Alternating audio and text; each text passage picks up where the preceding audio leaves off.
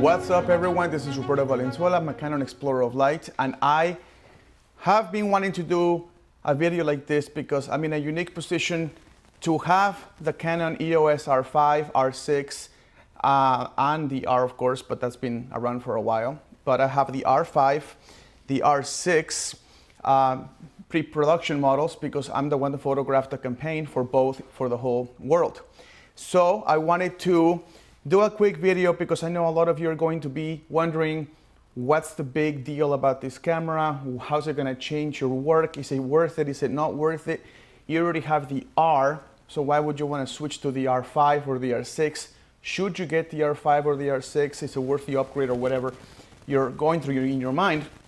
And so I wanted to just come up, since I did a tour of Southeast Asia for the Canon EOS R, and I did basically a 10-country tour for them in all Southeast Asia, 10 different countries, back in November, I believe, a year ago. And I had the most amazing revelation of what these cameras can do in terms of the autofocus, in terms of how it feels, in terms of how they behave, especially when you're comparing them to what I used to know, which is the Canon 5D series. So this is the 5D Mark II, which I also photographed the campaign for Canon a few years ago, like 3 years ago now. But you know, one of the things that you notice about the first thing I want to talk about is the controls. In the 5D series, you have the aperture wheel here, and then you have the aperture here. Well, that's what we're used to. We know this. We know that this is the way the shutter speed is, this is the aperture is, and ergonomically, your brain is trained and your fingers are trained to kind of already be there. Well, when the camera, the EOS R, the first mirrorless camera that Canon came out, it no longer had the aperture wheel here. It had the aperture wheel over here. So at first, difficult to get used to. Very quickly you get used to it, but do I wish that the aperture wheel was back where it used to be in the 5D series? Of course I did. But did it bother me? No. You quickly make an adjustment. You put your thumb here instead of putting your thumb here. So that's the only difference. You put your thumb here instead of here. Now this actually had something that was interesting. These cameras, because of the way the screen is and because of the way that there's just no little multi-controller function here anymore on this particular camera, it's back on this one, but not on this one. One of the best ways you could change your focus point is by doing something called touch and drag. So if you go to your settings, if you go to touch and drag, you can actually use the screen to drag wherever you touch and wherever you drag is where the focusing point will be.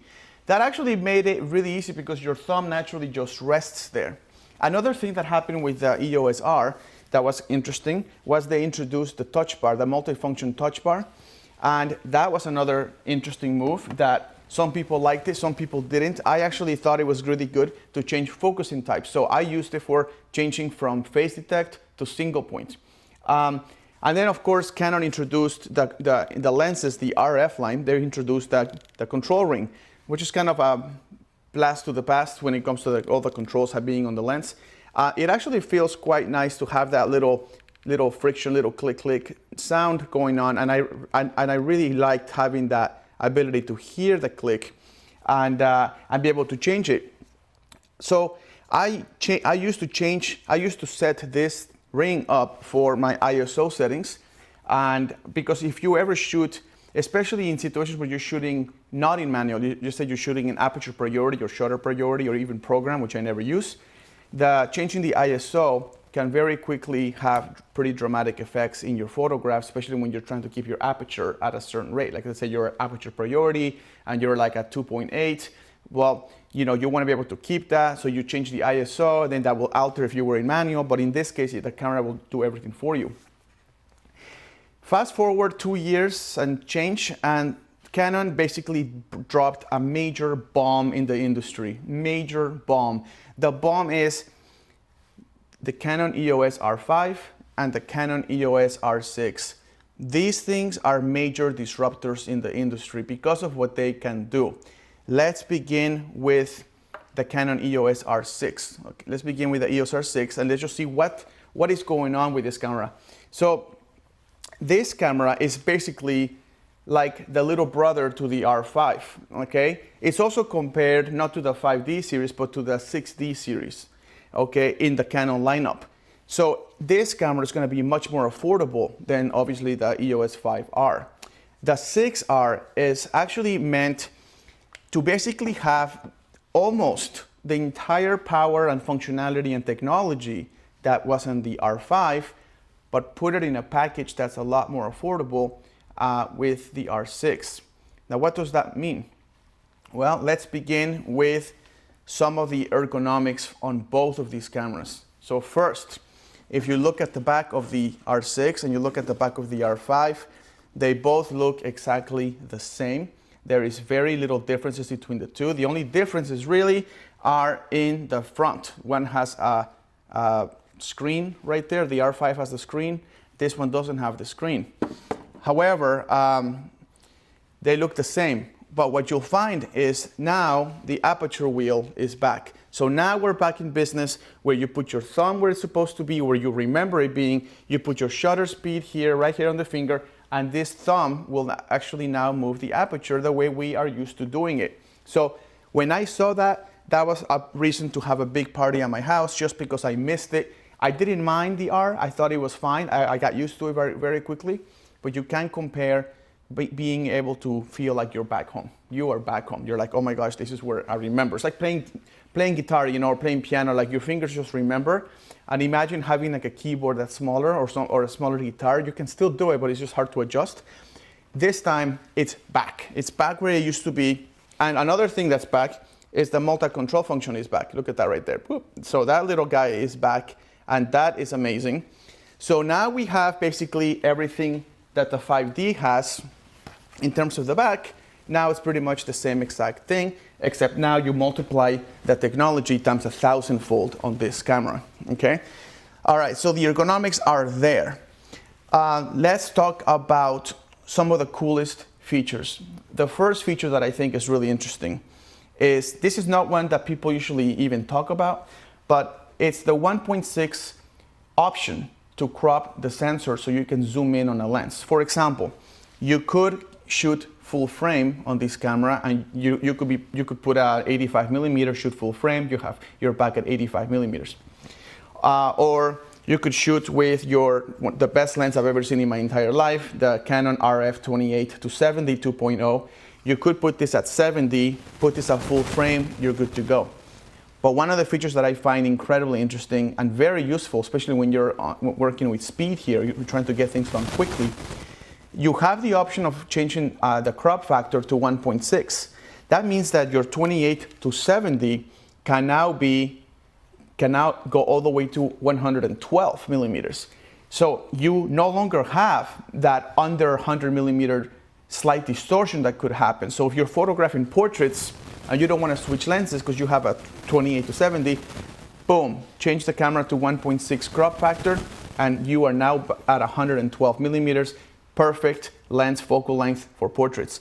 Then you need to zoom out and shoot like a really long, really wide angle photograph.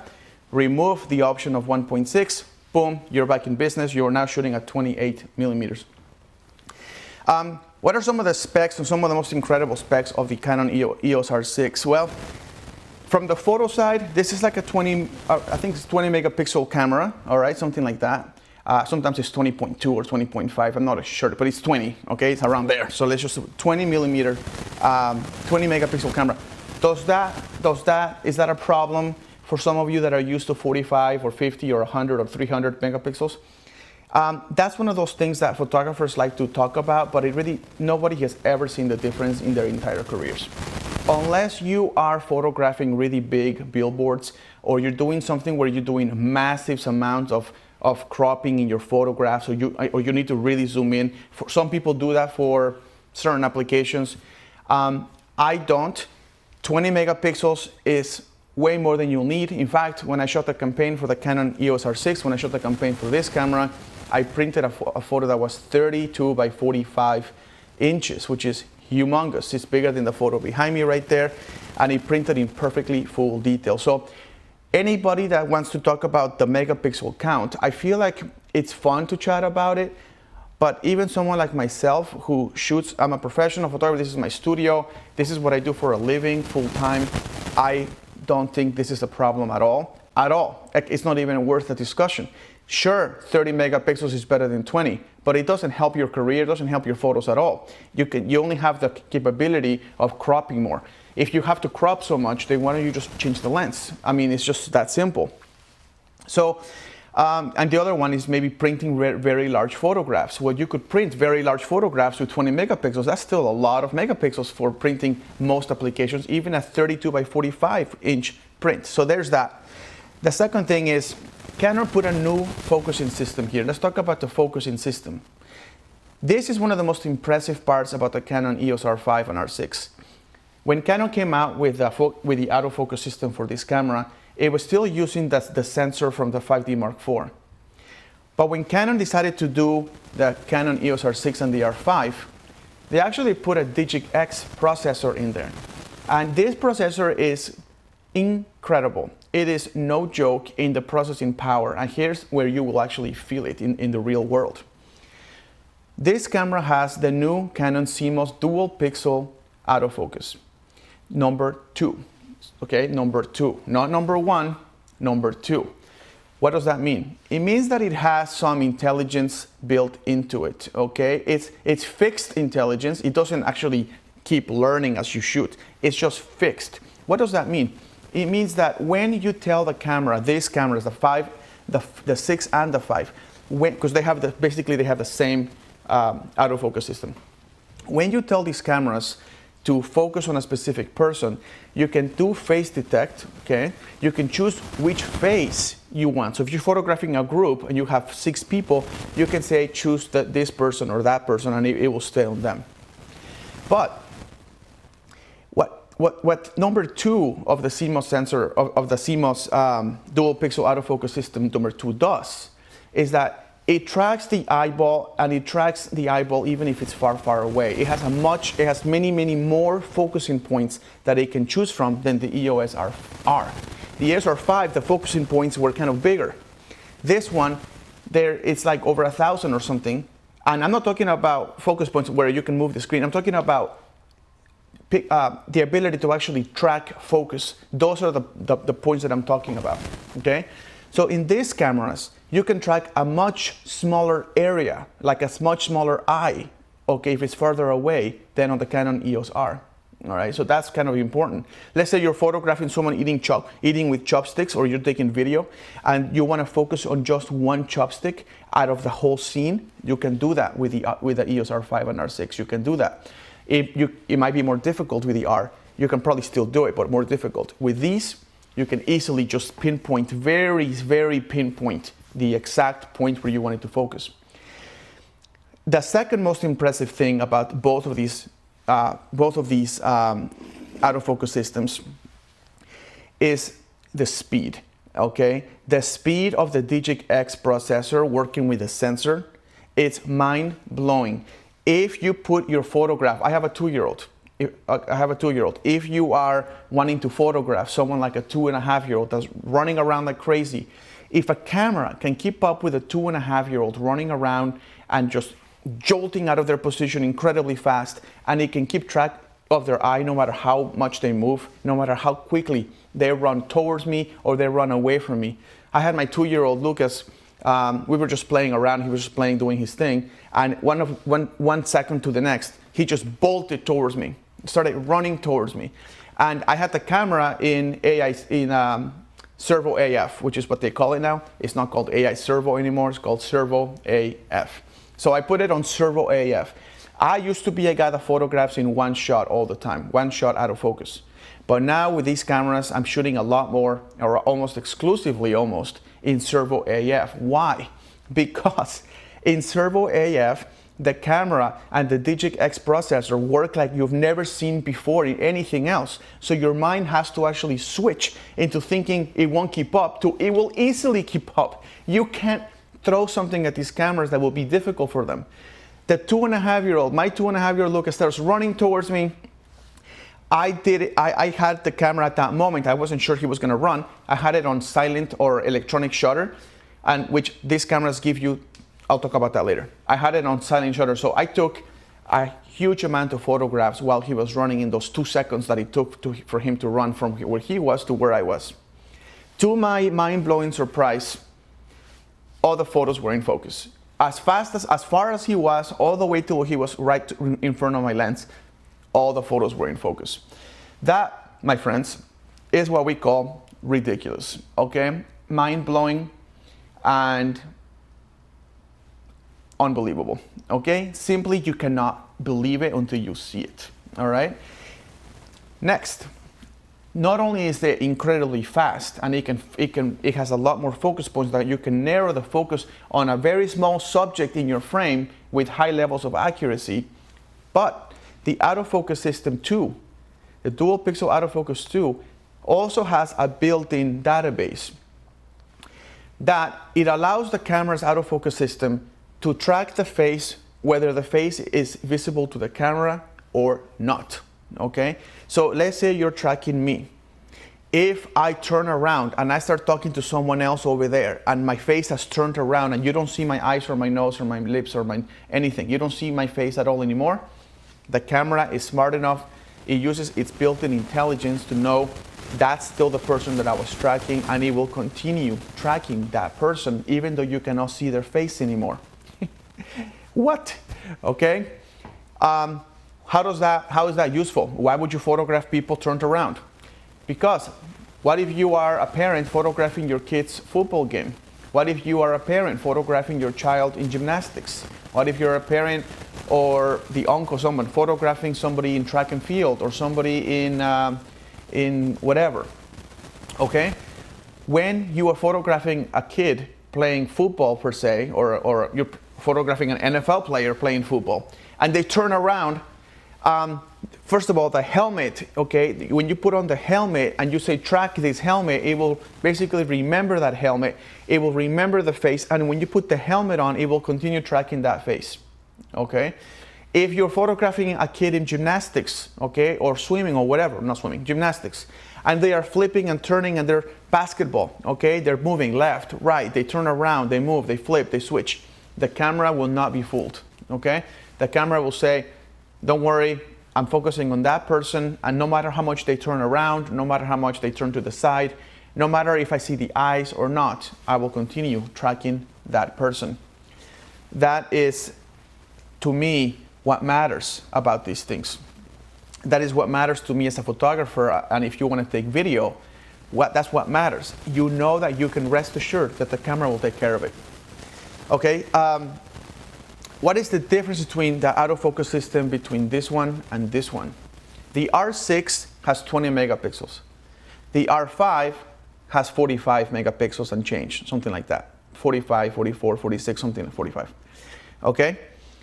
That means that the autofocus system gathering capability in low light is a tiny little bit better on the R6 because it has less megapixels, okay? So the pixels are bigger, okay? That's why it's actually good to have low megapixels sometimes. The pixels are bigger.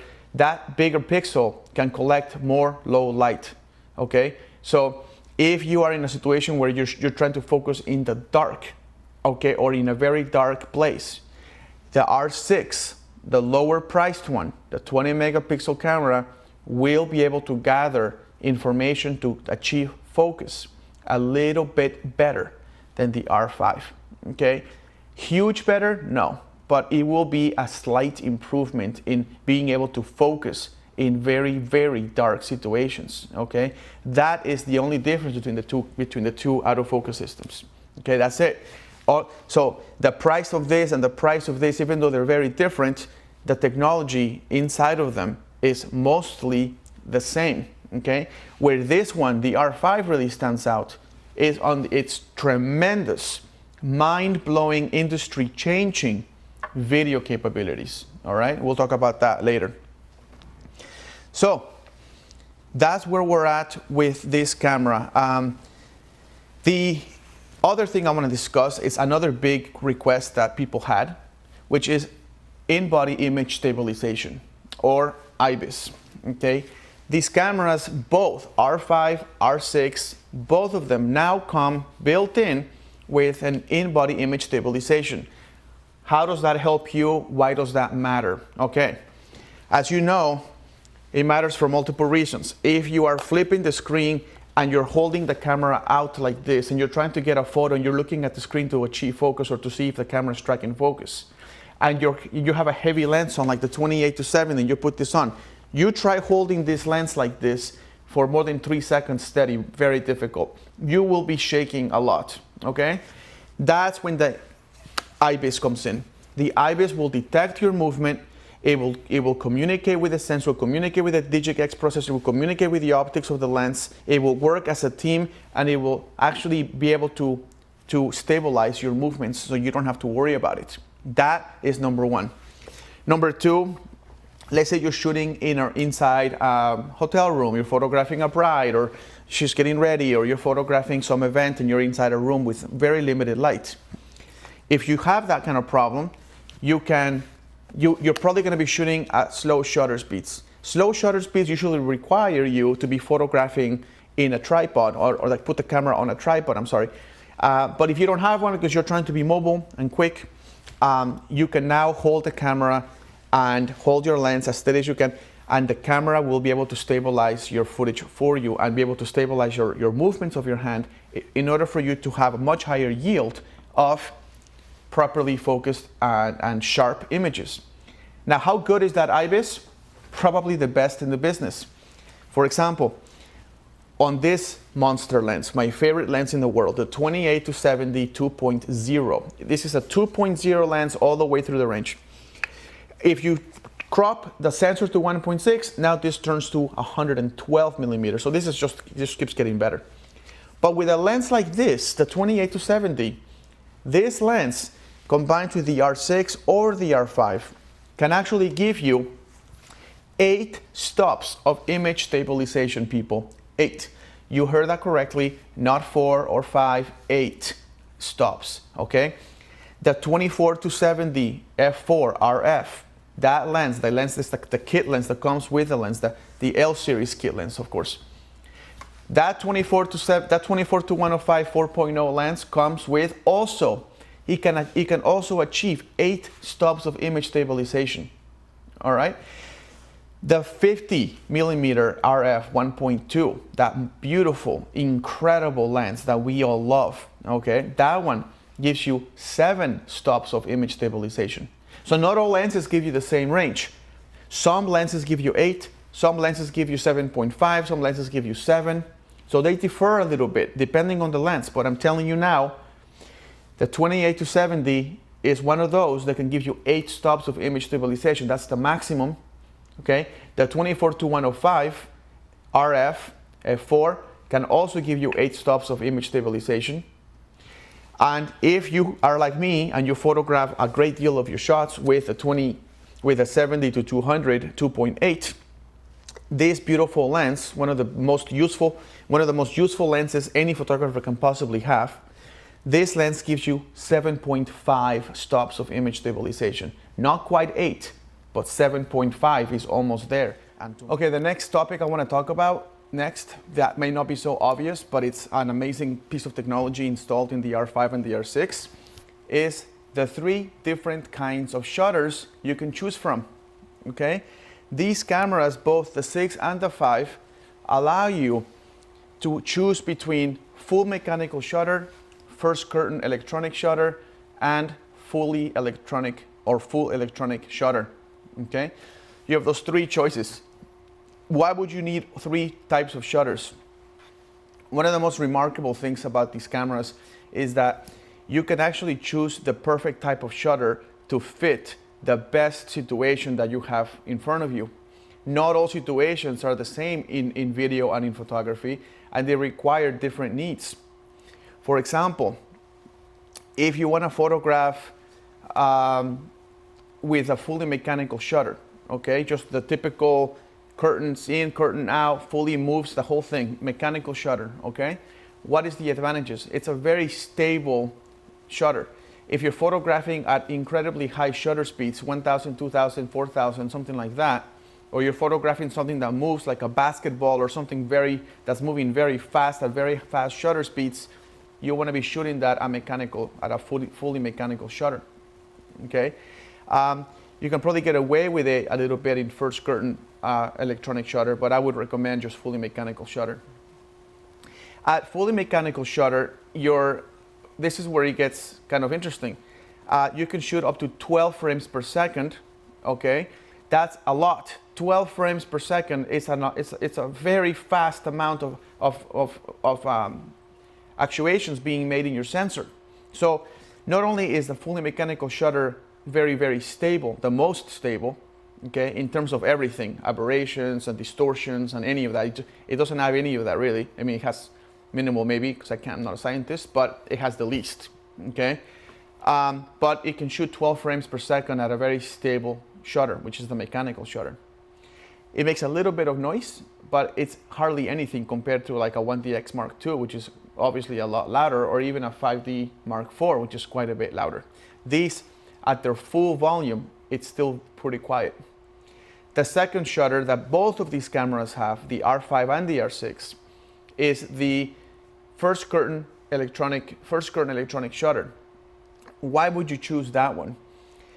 That one actually allows you to increase your flash sync speed from 1/200th of a second to 1/250th of a second.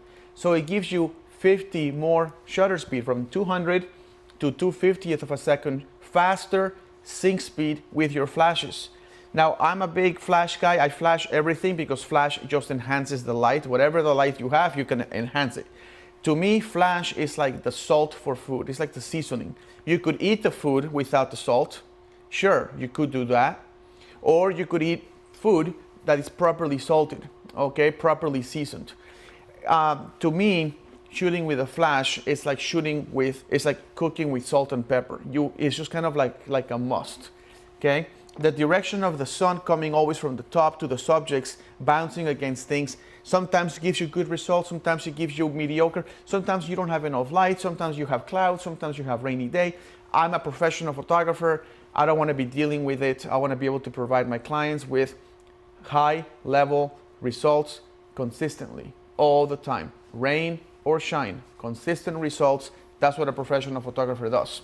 You don't say, oh no, I cannot shoot at this time because that's not my forte. I can only shoot at 6 p.m. because that's where the sun is coming down, and then we get a golden hour. No, you can create golden hour with a flash at 12 o'clock. You can do whenever you want. So if you know your flash, you can do anything.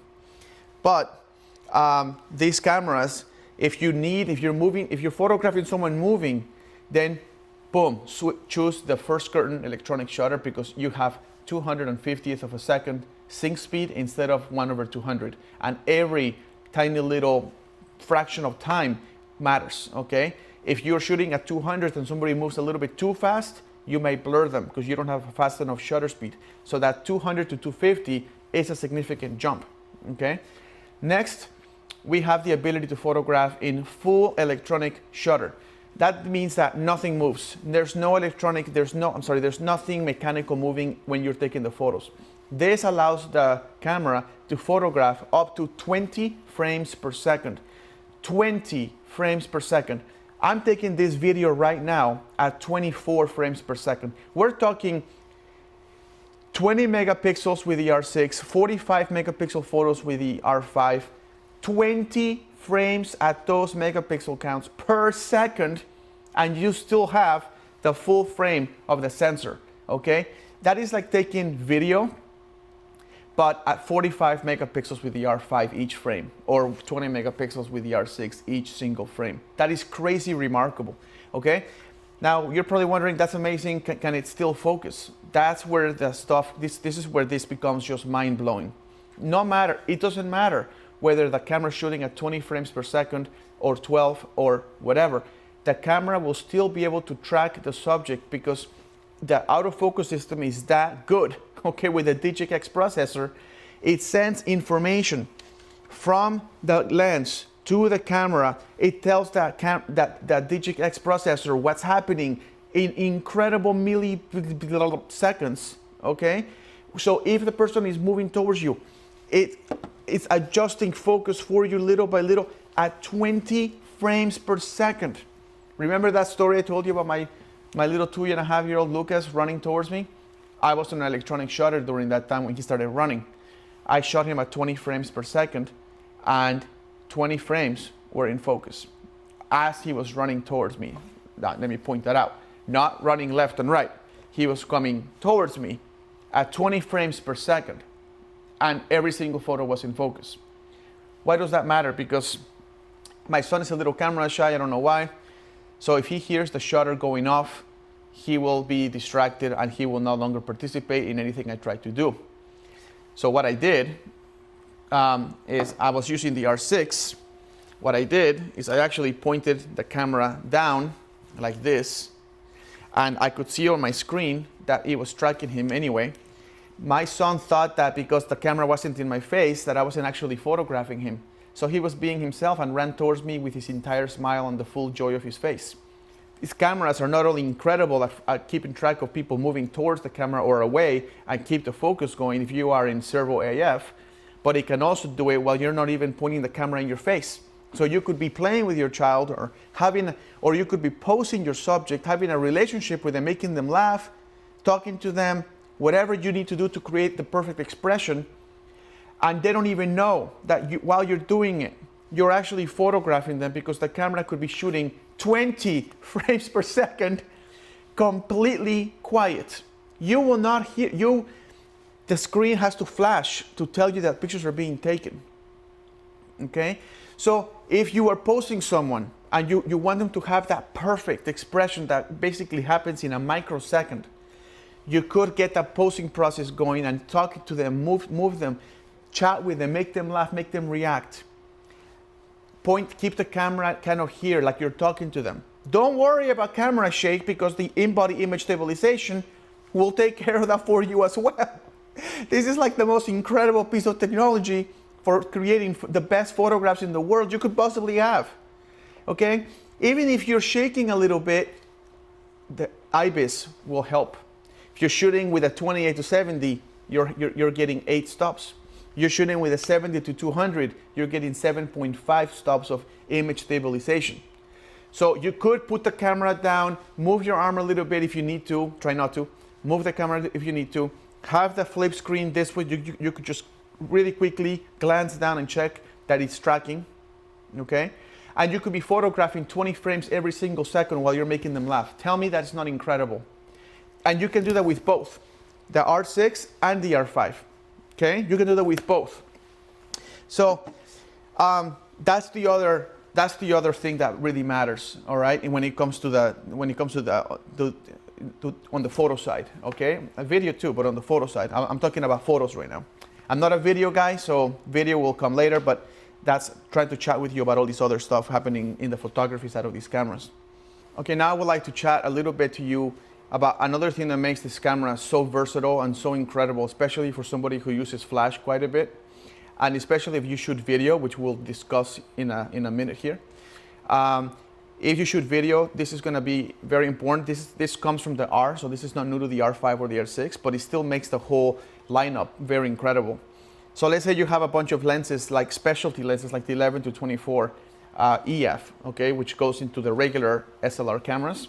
You can actually now, with any camera, the R, the R5 or the R6, you can put the adapter, which gives you seamless operation. You do not lose any stops of light by using the adapter, okay? On these type of adapters, these extenders, you do lose some stops of light. You lose like 1 or 2. This is a 2X, so I think you lose 2 stops, okay? But with these adapters that come with that you can buy separately, these ones you do not lose anything. So now you have your specialty lens 11 to 24 with your R5 camera, okay? And now what you can do with this guy, you have 2 different choices. You have the EF to RF adapter with a control ring just by itself, or you have this one, which is my favorite, which is the EF to RF adapter, but this one comes with the variable neutral density filter, which is right here, okay?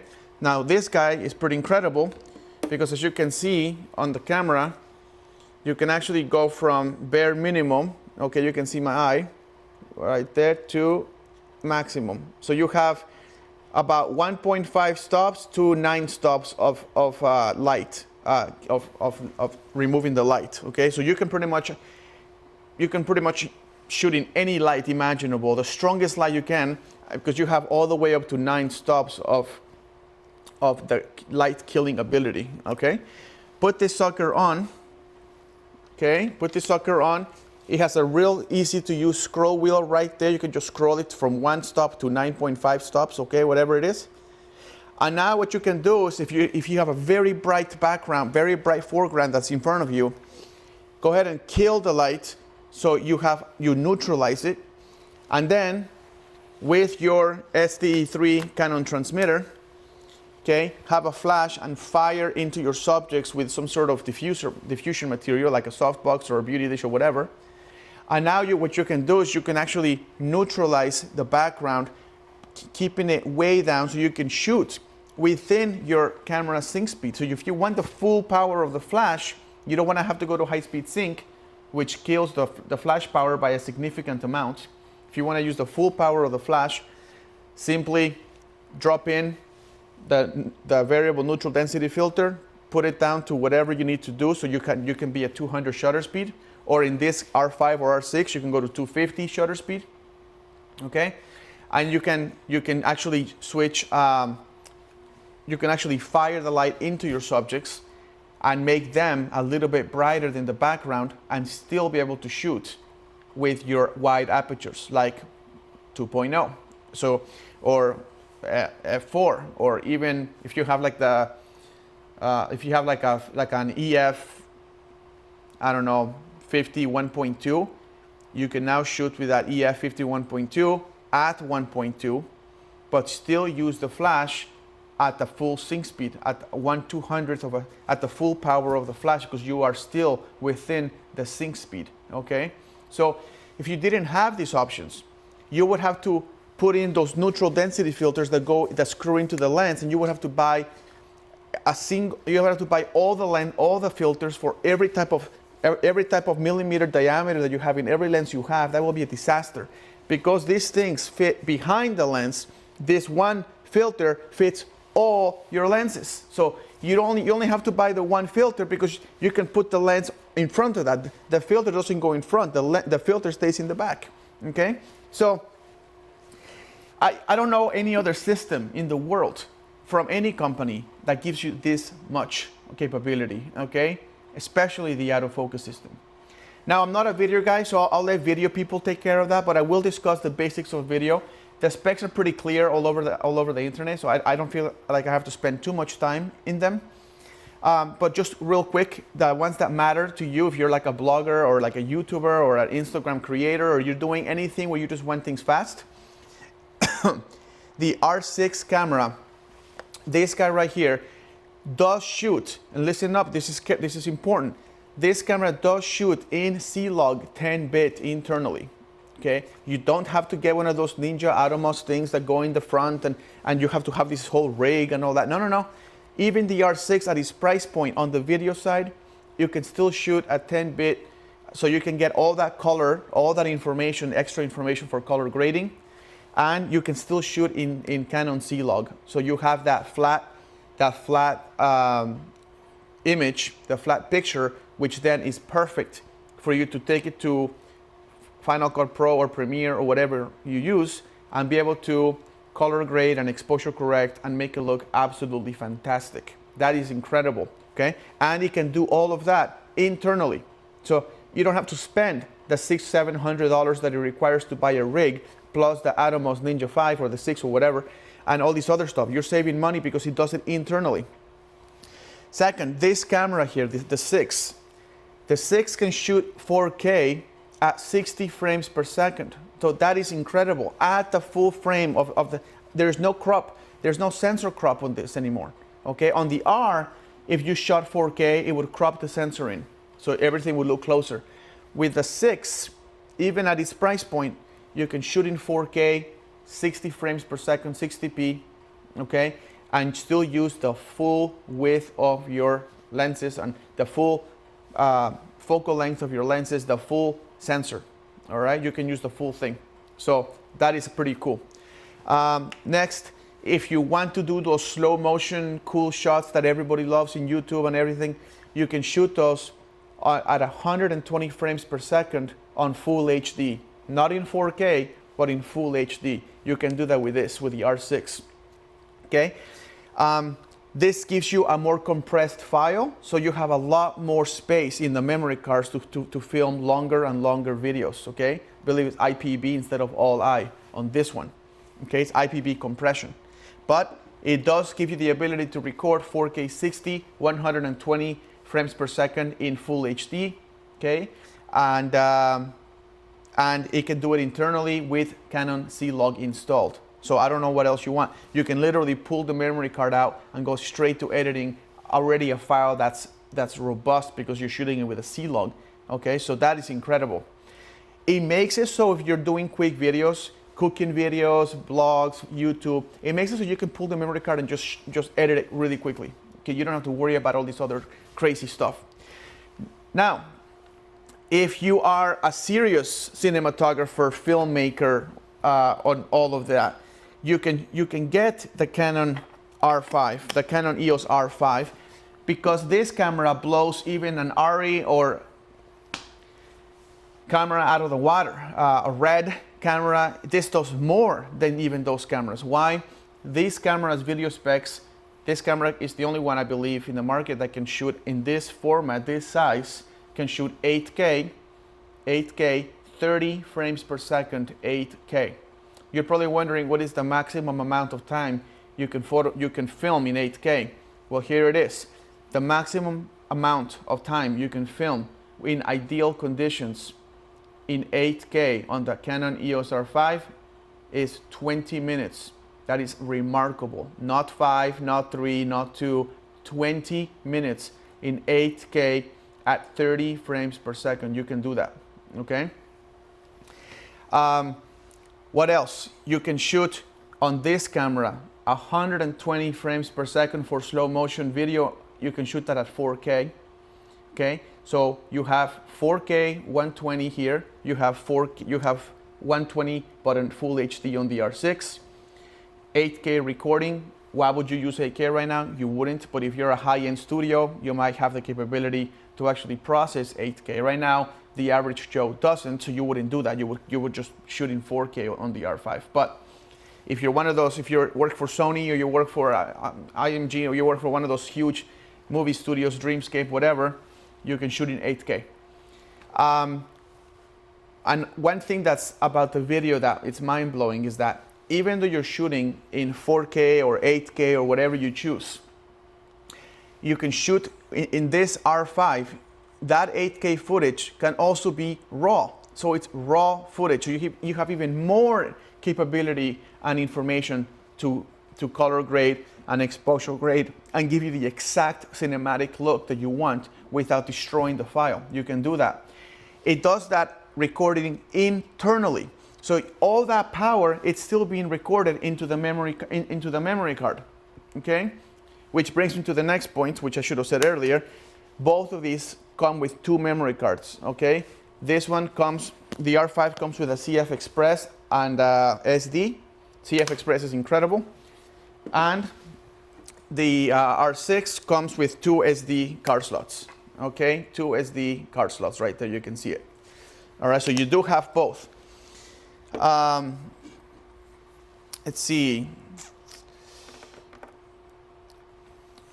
The buffer on the R5, sorry, going back to photos real quick, I'm just getting distracted. The buffer on the R5, because of the CF Express card, you can you can take photos without, it will be very difficult for you to fill the buffer, okay, very difficult. I think you can take up to 300 and change, I don't remember the exact number, but it's over 300 JPEGs in full resolution, or 180 RAW, like in a sequence, like 180 RAW without ever letting go of the shutter, okay? So you can get that buffer will continue processing that at the same time. I would be very surprised if anybody, unless you're really trying to fill the buffer, that you would actually be able to fill it in a real world scenario and not in a test, okay? But let's go back to the video side. One of the most incredible things about these cameras on the video side is not only are you shooting, especially on the 5, you're shooting 8K internally 422 internal RAW, okay, at 8K, but at 30 frames per second.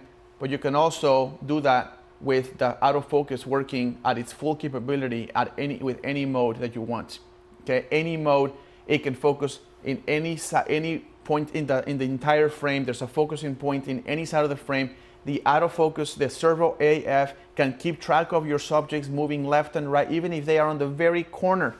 Even if they are on the very corner of the screen, it will still track their face right there, and no matter where they move. And it can do that in real time as you are recording in 8K. Okay. Another thing is you can also switch the camera focusing modes to go to a very smooth transition between foreground and background to give you an incredible cinematic mood, cinematic look. So if you're photographing some sort of dialogue with two people, the person in the front can be in focus. When you want to switch to the back, it doesn't just go whoop, like where it looks kind of ghetto fabulous.